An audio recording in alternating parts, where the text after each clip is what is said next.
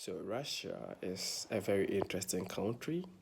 They've got rich culture, and it is one of the best places in the world to live.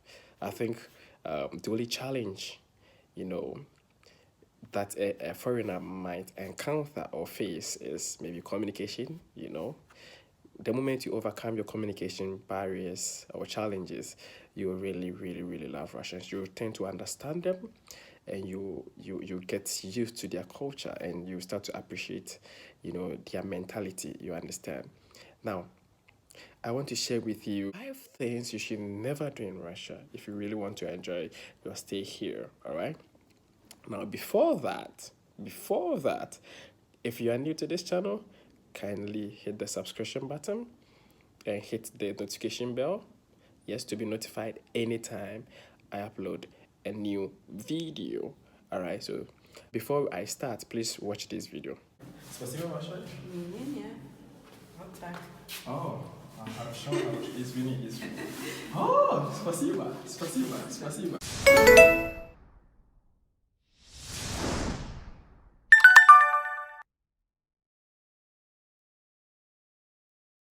Are you done with that?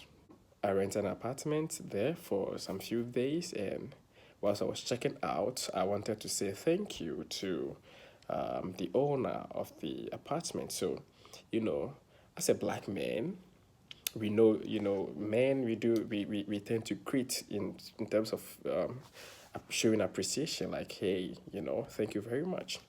But what caught my attention was that she was standing in the room and I was standing outside. So the moment I stretched my hands to just say, oh, thank you for your service, she said no. Then she told me to move back. She came out of the room to greet me. And I was like, why? Why do you have to do that? She said, no, you don't stand out. One person do not stand outside and the other inside and exchange, greetings, or that's sort, or greet each other that way. They don't greet each other that way. So I was like, really, so that was just by the way. Yeah, so I have with me the points. Let me check. Number 1 is do not involve yourself in any political discussions. Look, I know Russians, they always want to hear opinion. Like, what do you think about this government? What do you think about the president? Please, just find an excuse to just tell them you don't, read or even watch television about on that. So you understand. That is number 1. Number 2 is always remove your gloves when you are greeting someone. It could be negative 30 degrees outside. It could be negative 5, but when you are in gloves, you need to remove your gloves before you greet them.